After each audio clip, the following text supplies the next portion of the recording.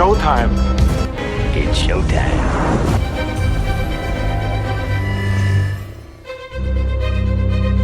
And here we go. Welcome into another episode of the Movie Geek Podcast. I'm your host, George T., and this is my review of the movie Together.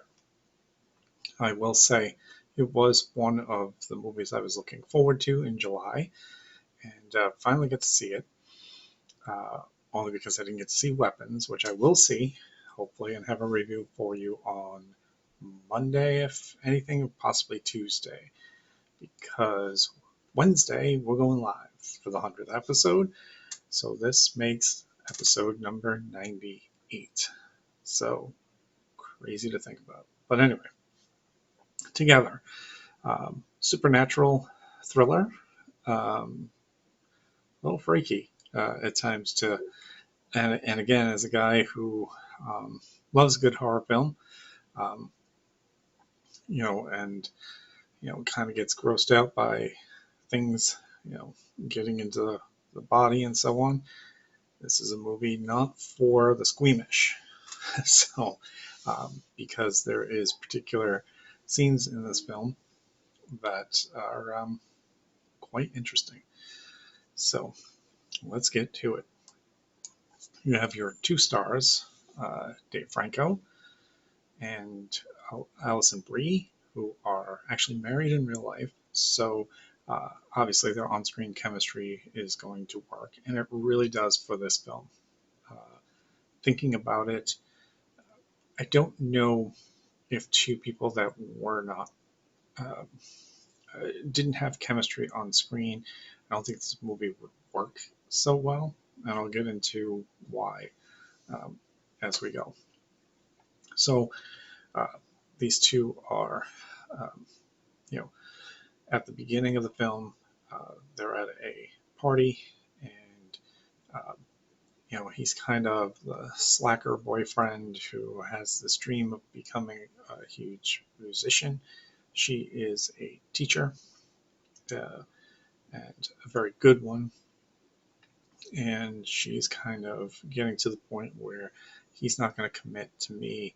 So she proposes to him. They say yes. He says yes, and they go on with their lives. Now, friends are telling her, he's probably not good for you. He has, he's a slacker and this, that, and the other. But she loves him. So she makes him, they pack up, they want to get a fresh start, and they move out into uh, this beautiful house in the middle of nowhere, which was previously occupied by another couple that was in love who went missing.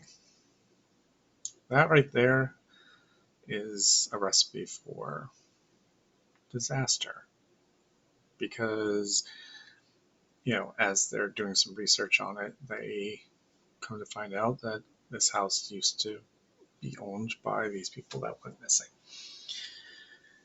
So, they're starting to, uh, you know, live together and have, some withdrawals from their old life. They're trying to get a new life together. He's trying to, um, reconcile the fact that, he's away from his friends, and, now that they're living together. And she's coming to the realization that maybe her friends were right, that, maybe he was wrong for her. Why are we together?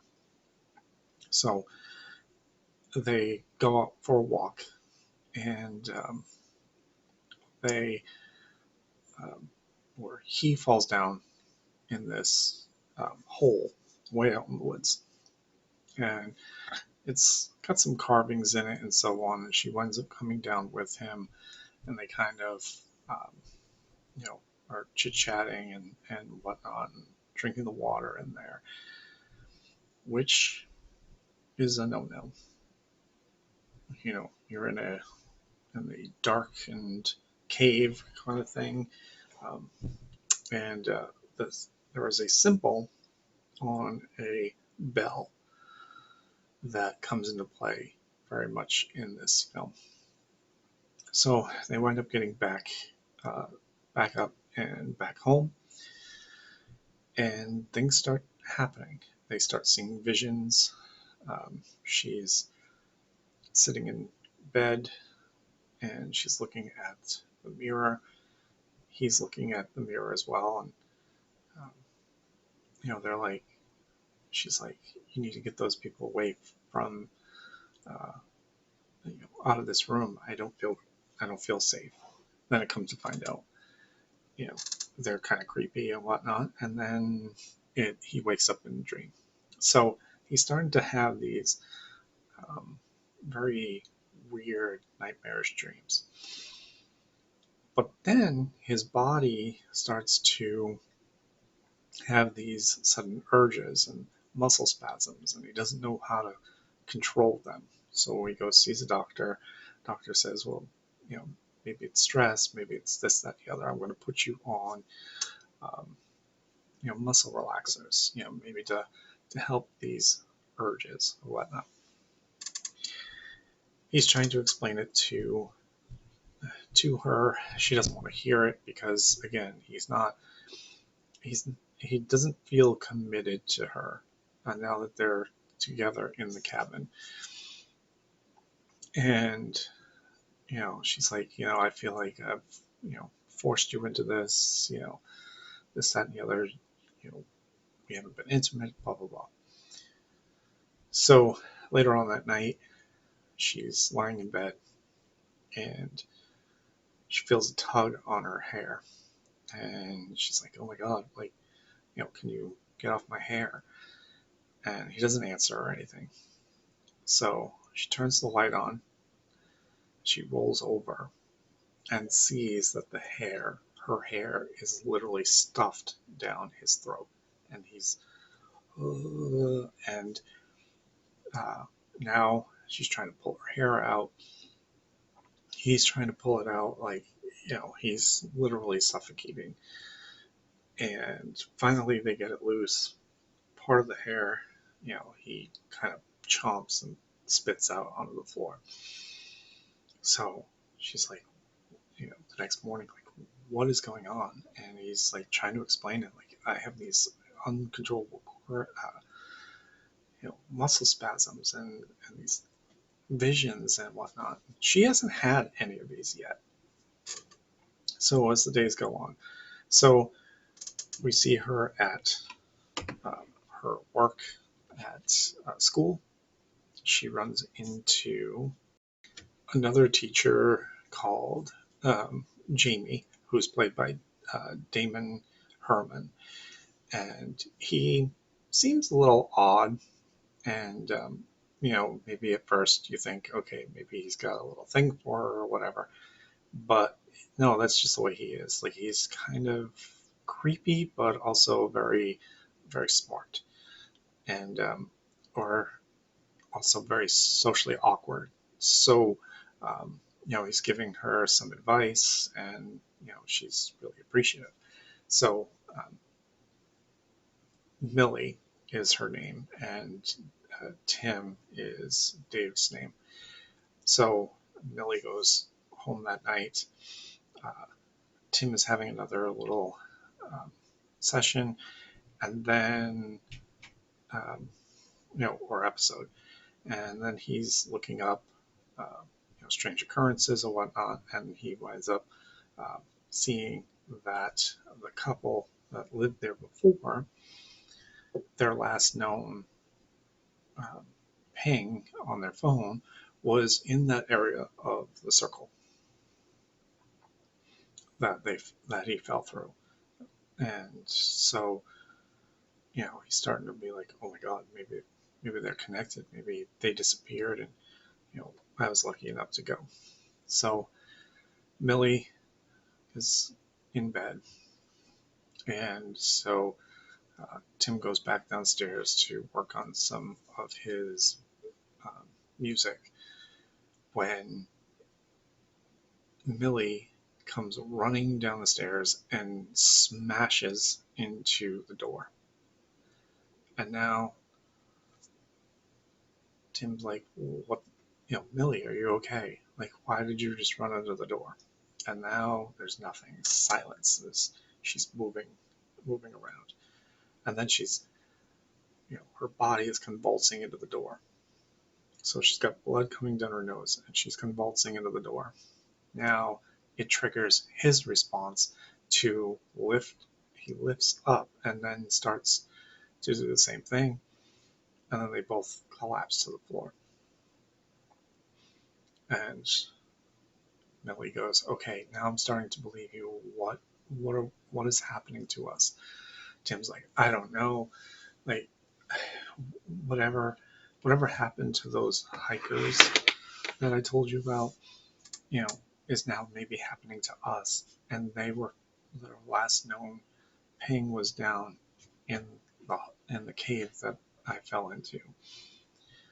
And she's like, "Do you think these are connected?" And he's like, "I don't know. I don't know. I can't sleep. I can't do much of anything because I'm just having these awful, awful visions." So Millie goes to Jamie's house. Jamie, played by Damon, who lives next door. So both teachers live next door. And so he invites her in for a drink. She notices that he was once married to a guy. And so, she starts asking questions, and she obviously doesn't notice the bell or some of the artifacts in the room, but they all have the same symbol. Obviously, because she's not aware of what Tim's going through, because she's only gone through it a few times. Tim's gone through it a bunch of times. So Jamie starts telling her about Plato and his philosophy about human beings were originally created with 4 arms and 4 legs, but were split apart by the creator. And that is why we have what is called soulmates, because we are trying to find the other half of us. So now you're like, okay, now we're starting to understand what could be on the horizon. Like, what is going to happen to these two that may have happened to the first couple that they bought the house from. So Tim is going away. He's supposed to be taking a train and going to do a gig with his friends in another city. Millie drops him off. She goes to school. While she's in school, there's a little girl who stays after class and is drawing 2 dogs. And she walks over and she's like, "Are those your 2 dogs?" And she's like, "No, I only have one. But now they're both mine." And they were stuck together. And, it's kind of creepy and ominous. So she's out in the schoolyard. Tim is starting to have these convulsions. And he now doesn't go on the train. He takes off and runs all the way back to the school. And Millie's like, "What are you doing here? You're supposed to be on the train." And he takes her into the little boy's room, and they both have this overall urge to have sex. So they go into the bathroom stall, have sex. I'm going to leave the rest of this out because if you've seen the trailer for it and you know what's about to come, they start to stick together. It is one of the weirdest scenes I've ever seen, and it's so difficult to explain, so I'm not going to, but it makes you makes you not want to have sex afterwards seeing this, seeing that image. So somehow they get unstuck. Um, Jamie comes into the bathroom because there was a kid that wanted to use the bathroom but heard some noises. She comes out and she's bleeding.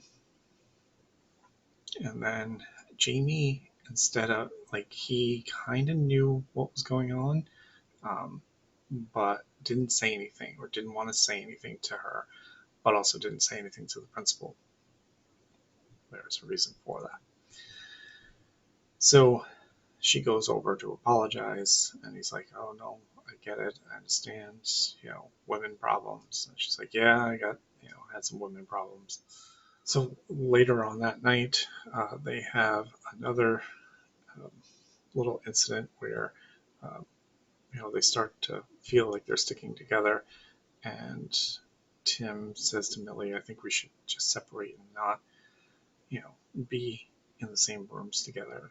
Um, whatever's happening may not happen if we're in the same room." So Tim goes sleep in one room, and she sleeps in the bedroom. Then Tim gets pulled out of the room by some mysterious force as he is, you know, dragged down the hallway. And he wakes up and realizes that he's in the hallway being dragged down. Not by anyone, but at the end of the hallway, the door is banging. And obviously, Millie's on the other side. The door opens, and Millie comes flying out of there. And he is trying to wake her up, and she starts to contort and everything else. And then they start heading head first to each other. They both put their hands up, and their hands start to meld together. And the more this goes on, you know, the harder it is to separate. So they're trying to separate, trying to get out of this thing.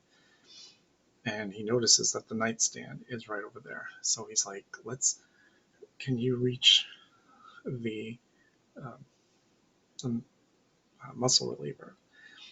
And she pulls it out. She dumps them all over the floor.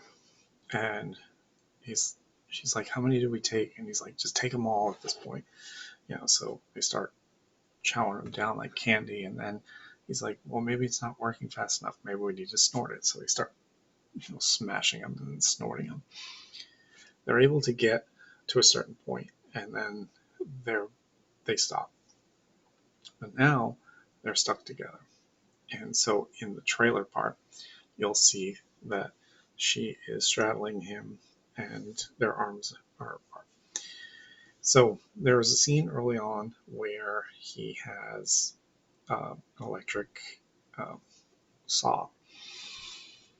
She's like, "The only way we're going to be able to get out of this is I need to use the saw."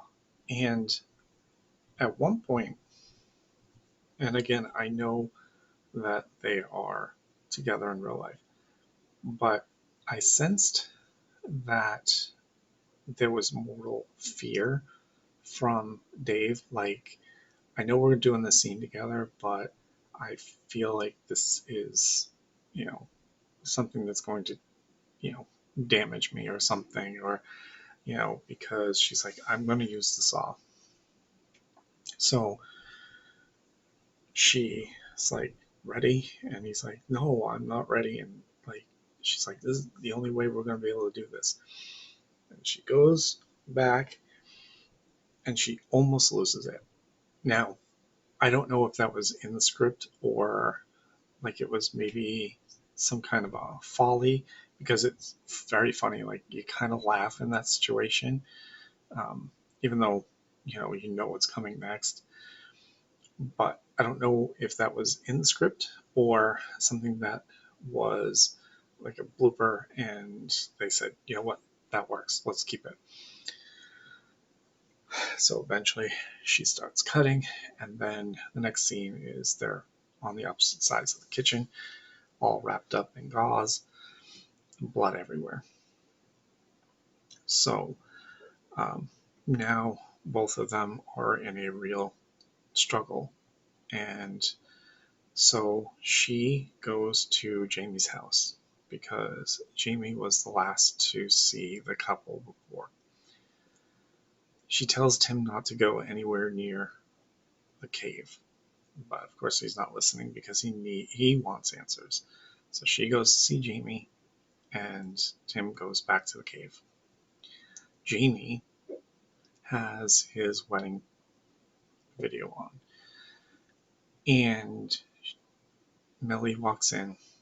Jamie's not there, but she hears the video and she walks, and this is where Jamie is marrying his um, his lover.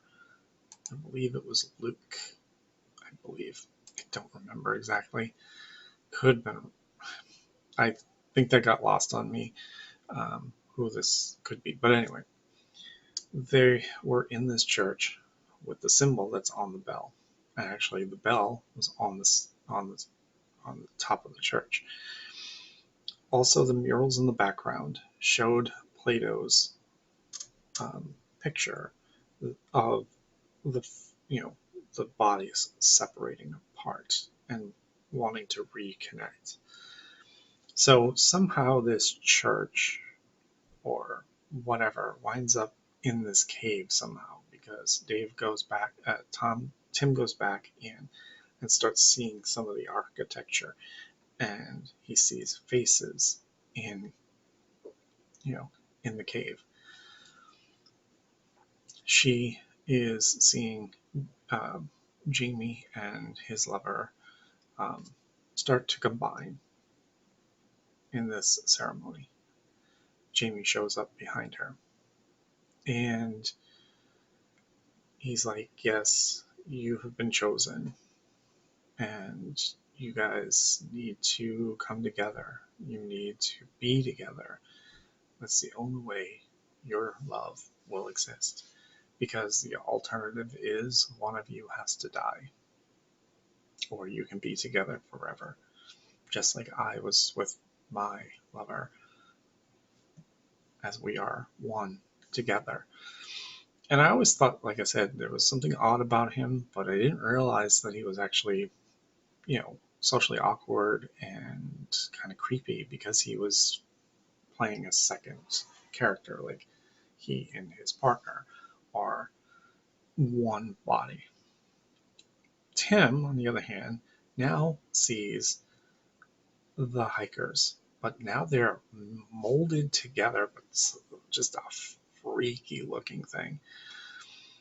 But it looks like one of them tried to kill themselves while they were melding together. And this is why they weren't dead, but they were also not together like Jamie was, because they didn't want to be fully together. So Tim escapes the cave, goes back to the house. Millie now is bleeding because Jamie cut her open, because this was a way to have Tim's urges get stronger and have them combine. Millie is dying at this point, and Tim has to make the choice of letting her die and he live, or come together and she lives and he dies or becomes nothing. So the scene cuts away. So you're like, okay, what did he choose? Because it looked like Dave was going to kill himself, but Tim was going to kill himself because he wanted Millie to survive. However, Millie had lost a lot of blood, and he knew that she wasn't going to survive. Because, as he said, I brought you down. You have so much to live for. I'm sorry for being this way, and whatever. So the ending of the film is he is carrying her into the house. She wonders why she's alive. Tim had cut himself to make sure that his blood would go to her. And she's like, "Are you sure you want to do this?" And he's like, I've never been more sure. And this is where the absolute freakiness comes in. They start to make out, and they start combining into one grotesque looking figure. It cuts away. Now, the whole time, her parents were on their way up to come for dinner on that Sunday afternoon. Well, we get to Sunday. The parents show up. There's blood outside, but when we look inside the house, everything is back to normal. It looks all nice and everything. They knock on the door, and Millie looks more like a boy, like part of Tim and part of herself. So she kind of has both features of Tim, and then that's how it ends. So, yeah, it was quite a psychological horror. Just thinking about, combining with your lover, like, that's some crazy stuff. So the story, is told really well. Obviously, they had great chemistry. Jamie was played very well. Again, you didn't know his full story. You just thought he was kind of a creepy guy or socially awkward. But in the end, we understood why he was the way he was, because he was two people. Tim sacrificing himself for Millie. Could you see yourself doing that for your loved one? If that was to be exact, I don't think I could. I know when I told Ashley this, she said she wouldn't.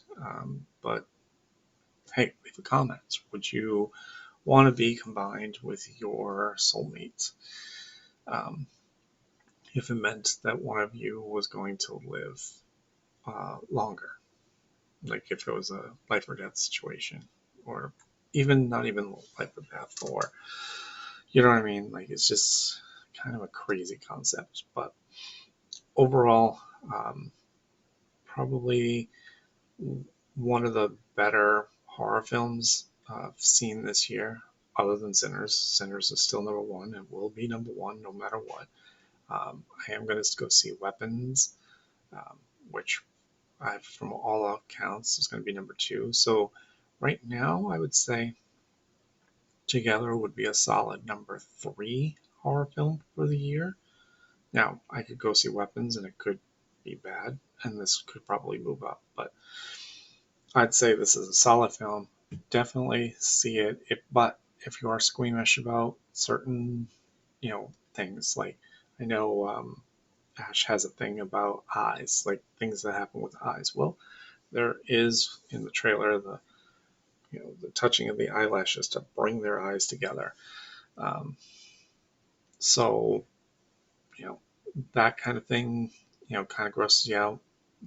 Or even now, like if you're watching it on streaming or whatever, you can fast forward through that part. Or if it was on DVD, you could skip over that chapter or whatever and just, say that you saw it. But anyway, if you've seen the film, let me know what you thought of it. Again, I thought it was pretty good. It will definitely probably make my top 25. That is winding in a good spot, and that will be at the end of the year when I do the year in review one, way in December. We have the 100th episode coming up on Wednesday, so definitely check that out. Hopefully you'll interact with me on that one. And that's it for this one. I will see you all at the movie. You like that, baby? Let him know where I came from, yeah! See you next time. Bye. Waiting for you. Goodbye. Goodbye. Bye. Goodbye. Hasta la vista, baby. That's all, folks.